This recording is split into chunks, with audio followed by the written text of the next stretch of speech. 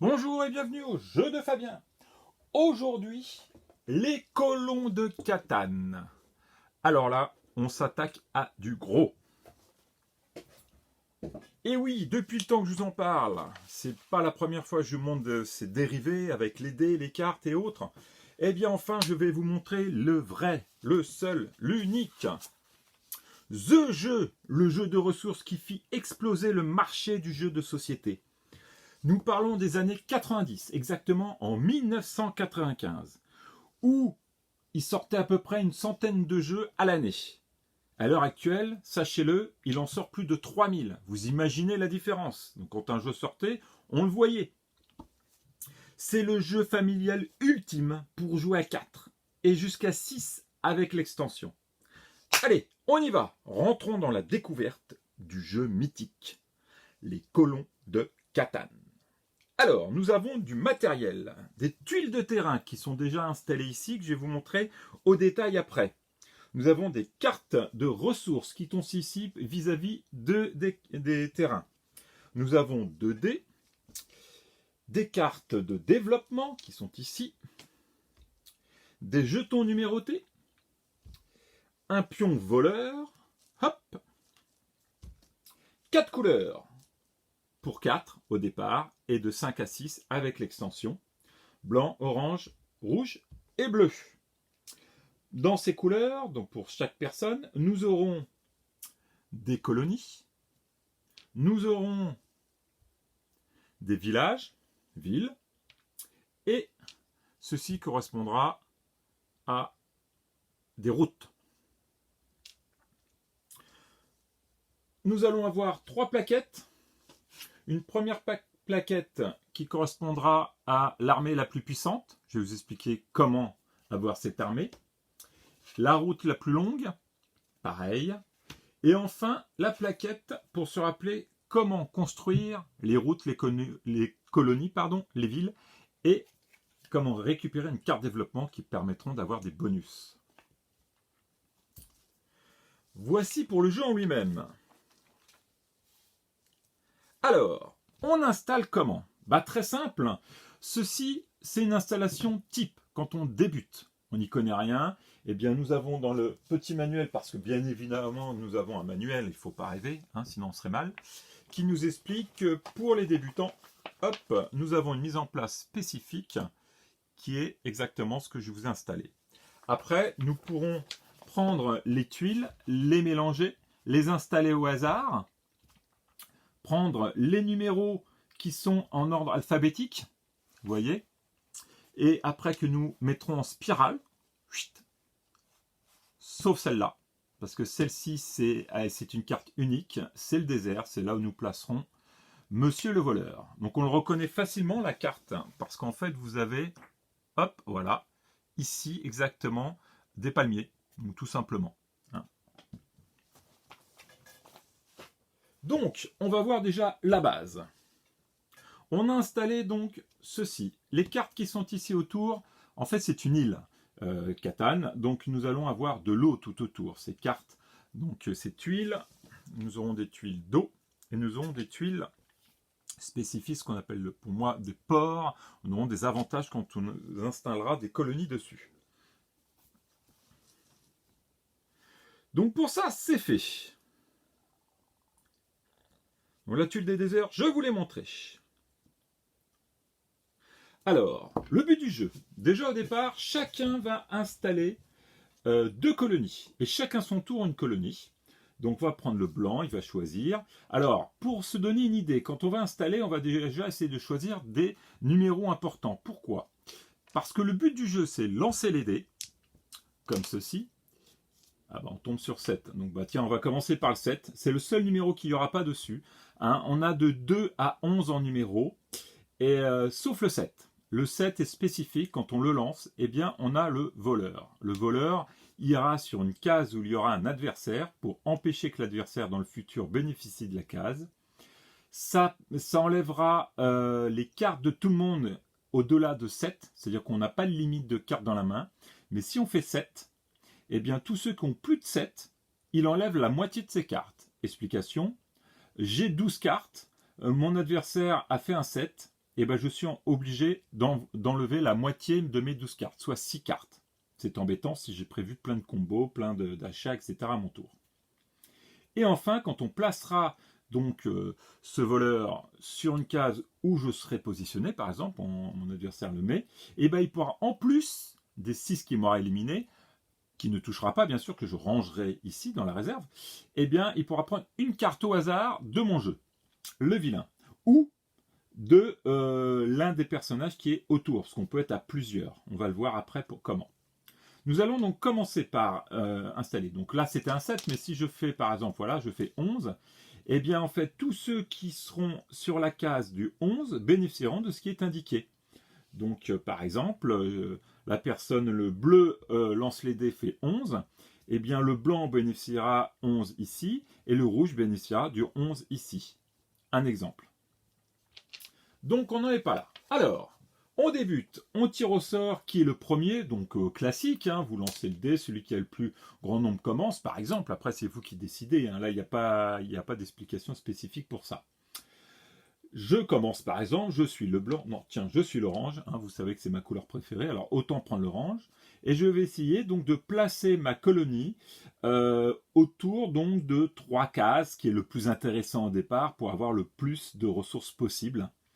Donc l'intérêt c'est d'essayer de se regrouper. Alors à savoir une chose, il y a des couleurs, il y a 2 couleurs, noir et rouge, et dans le noir vous avez un noir foncé, un noir plus clair. Je m'explique. Le rouge, ce sont les numéros qui sortent le plus souvent. Hein, on va dire qu'ils ont testé, lancé, constaté que le 6 et le 8 sortent le plus souvent. Donc il est intéressant de mettre justement notre colonie au moins sur l'une des couleurs indiquées, donc le 8 ou le 6, ou les deux si on arrive à y atteindre. Enfin on a le 5 et le 9 qui tombent après, et le 10, le 3, le 4, et le 11. Enfin, le 2 et le 12 qui sont très rares. Donc, toujours essayer de positionner. Et essayer de positionner pour avoir justement des ressources différentes. Donc, je vais vous en parler tout de suite. Ça sera déjà fait comme ça. Nous avons, donc, vous avez constaté plusieurs couleurs. Donc, on va commencer. Par exemple, nous avons, hop, la montagne qui est ici. Cette montagne nous fournit une ressource que nous allons avoir ici qui est un minerai. À chaque fois qu'on va lancer les dés, que nous, on va être, le numéro va être sur une montagne, je pourrai récupérer une ressource. Nous avons ici le prêt. Le prêt me permet de récupérer de la laine, donc des moutons. Nous avons ici les champs. Les champs nous permettent de récupérer ici du blé. Et nous avons, hop, la forêt qui permet de récupérer du bois. Ce que nous avons ici installé. Enfin, j'allais oublier les collines qui vont permettre de nous fournir de l'argile. Alors, à quoi servent toutes ces ressources? Eh bien, c'est très simple. Grâce à notre petite plaquette qui nous indique, vous allez pouvoir suivre avec moi, nous allons pouvoir bénéficier. Donc, à chaque fois que nous voudrons acheter une route, nous pourrons dépenser un bois et un argile pour avoir une route. Installer une route me coûte 0 points à la fin de la partie. Pour une colonie, donc la colonie, je vous rappelle, c'est la petite maison qu'on va installer au départ, qui est ici. Cela nous fera 1 point. C'est-à-dire qu'au départ, comme je vous ai dit, on aura 2 colonies installées, donc automatiquement on aura 2 points. Cette colonie nous permettra de bénéficier d'un point, et il faudra payer, en dehors des 2 que nous en avons, on peut en avoir 5 au maximum, un bois, un argile, un blé et un mouton, donc une laine. Soit les 4 ingrédients qu'on nous demande en dehors de la montagne, donc en dehors du minerai. Enfin la ville qui va remplacer la colonie, quand la colonie sera installée, eh bien on pourra donc enlever la colonie et installer une ville.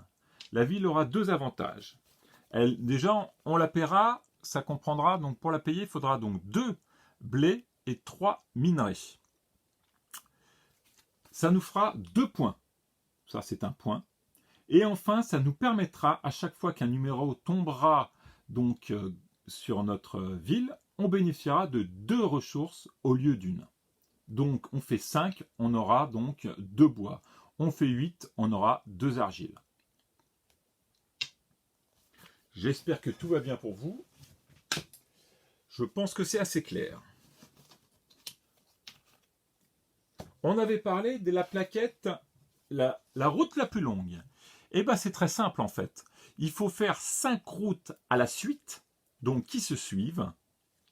Alors attention, quand je dis qui se suivent, les routes, on va pouvoir les placer comme ceci. Alors je vais en prendre un peu plus pour que vous puissiez comprendre.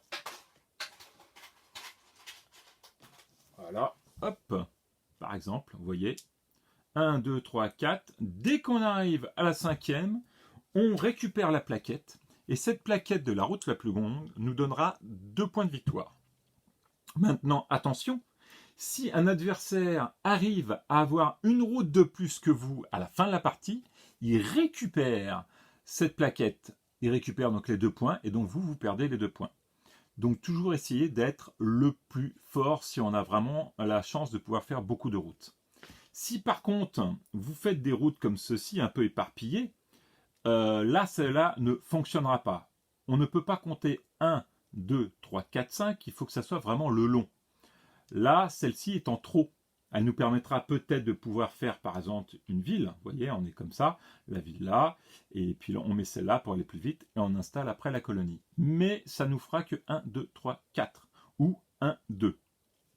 Donc pas suffisant pour avoir la route. C'est vraiment le long, le plus, ou comme ceci bien sûr, hein, ou après vous pouvez la mettre dans le sens du moment qu'elle est bien allongée. C'est le plus important.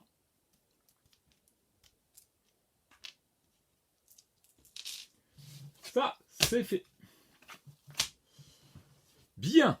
Alors, nous avons aussi, en parlant de plaquettes et d'installation, je vous parlais donc des ports. Quand nous allons installer donc des routes pour aller avoir accès après à l'installation de ces colonies, eh bien, nous pourrons installer une colonie donc entre 2 tuiles, toujours entre 2 tuiles. Hein. On est bien d'accord, les colonies sont au milieu de 3 tuiles. Et quand nous sommes autour donc, de la mer, ça sera au milieu de 2 tuiles, toujours. Eh bien, quand nous installons à ce moment-là, nous bénéficierons du port. Donc le port, c'est quoi?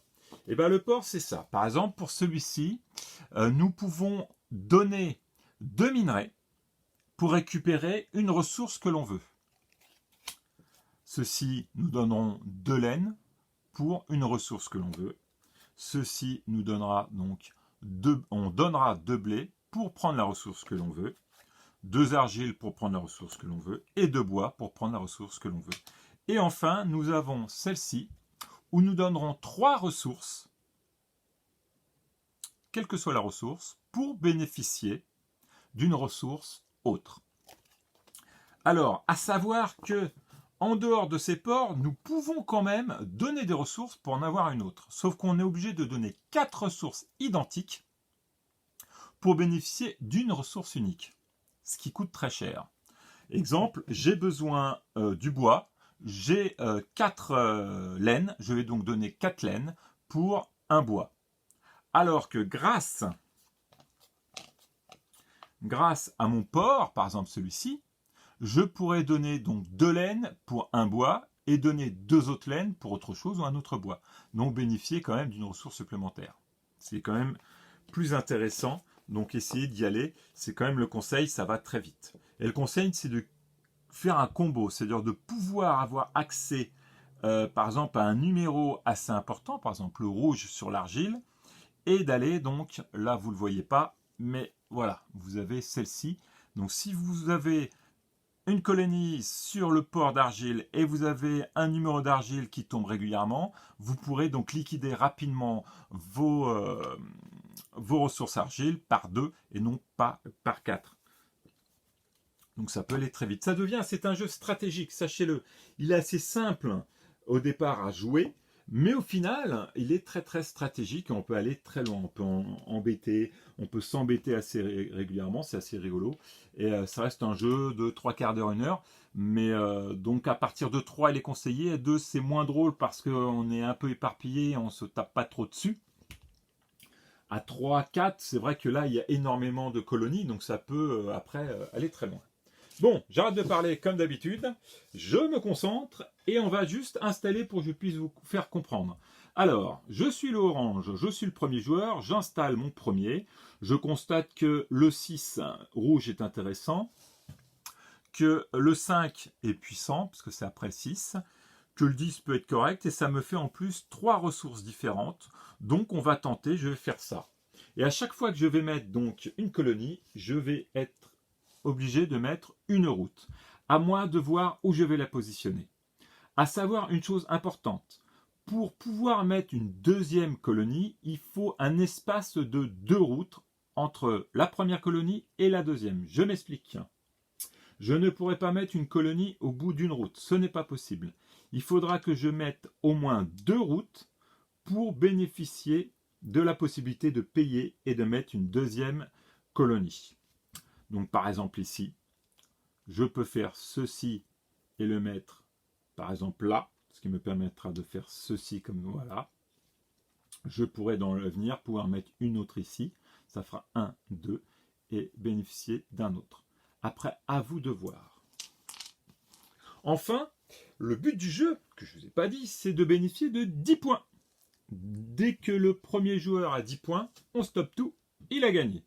Les 10 points, comme on l'a vu, c'est 1 point par colonie, 2 points par ville, village, et on peut bénéficier donc de 2 points grâce à la route la plus longue, et je vais vous montrer comment faire d'autres points.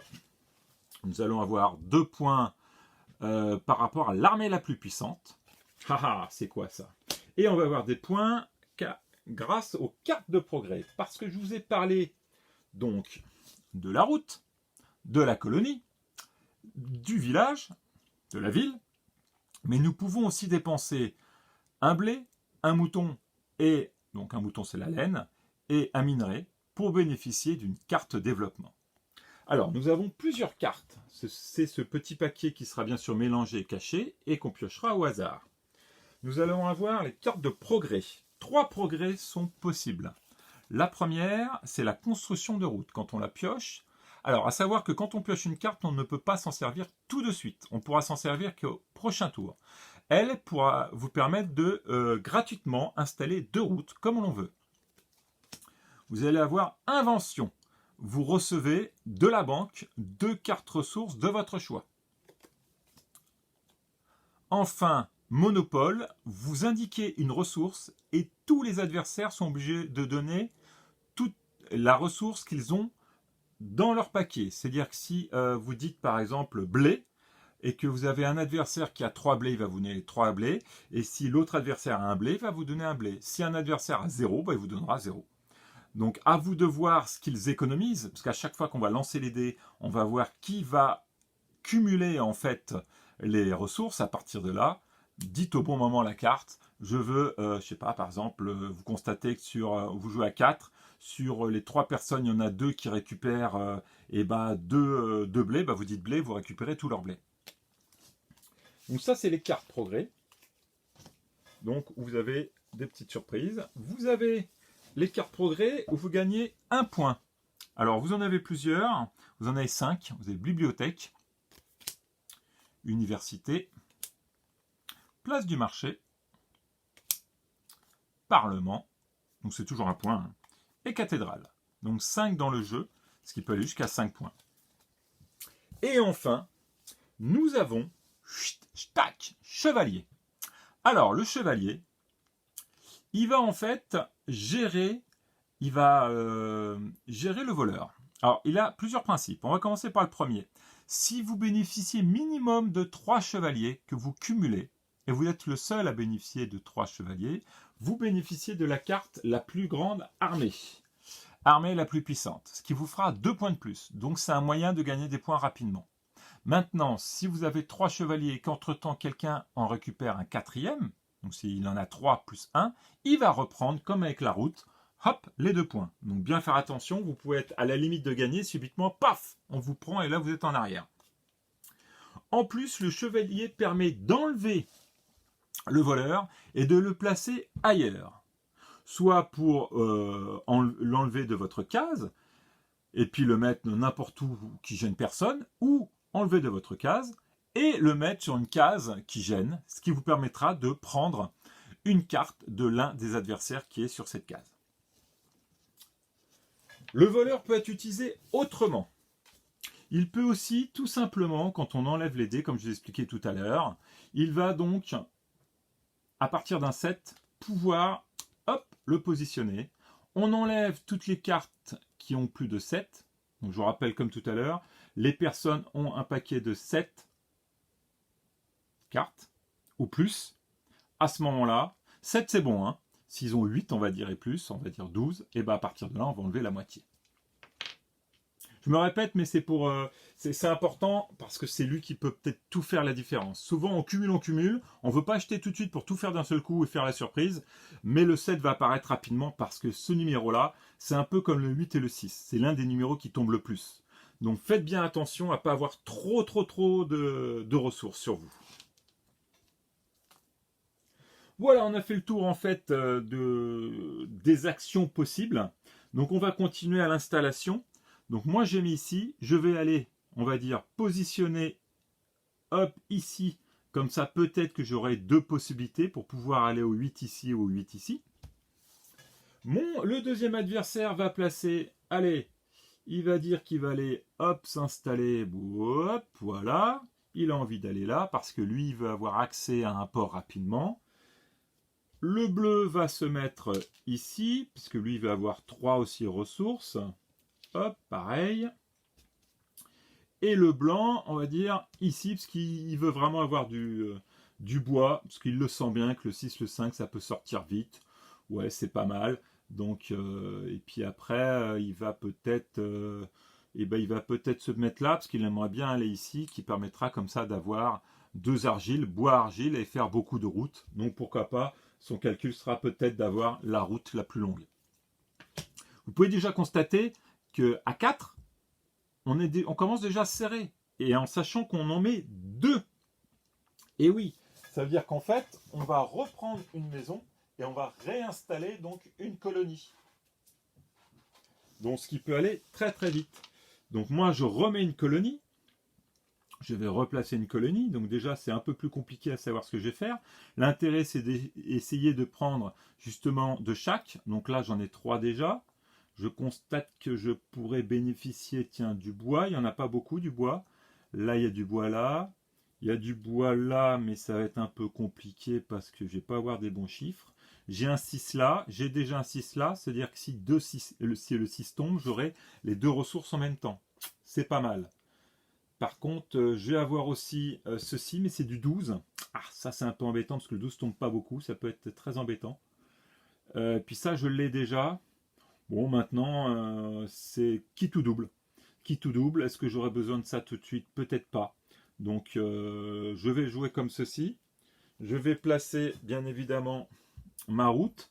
Et j'ai tenté de mettre ma route là pour aller ici, par exemple, ou ici. Ce qui me permettra comme ça de pouvoir récupérer le 4 qui sera peut-être plus facile à atteindre que le 12. Et ainsi de suite. Donc là, on commence déjà à être serré.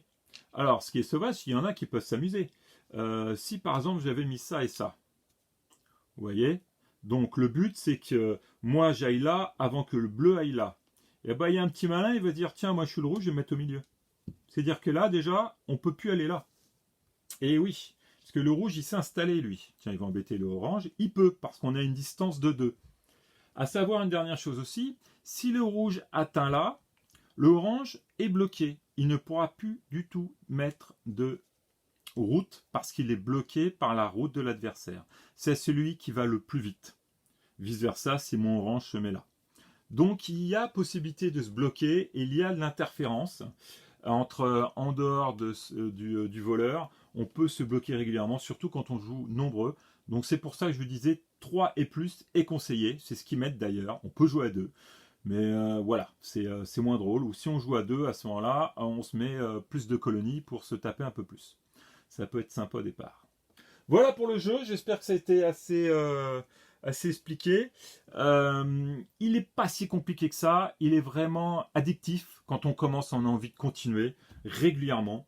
Vous pouvez vous entraîner sur Internet. Il y a plein de jeux sur Internet, sur les tablettes, etc. Maintenant, le conseil, comme à chaque fois, le jeu de société, la famille, les amis. C'est quand même plus sympa qu'un écran. C'est pas lui qui va parler avec vous. Et c'est pas lui qui va vous poutrer aussi. Si, il va le faire, mais moins drôle. Allez, je vous souhaite une bonne journée et de bons jeux!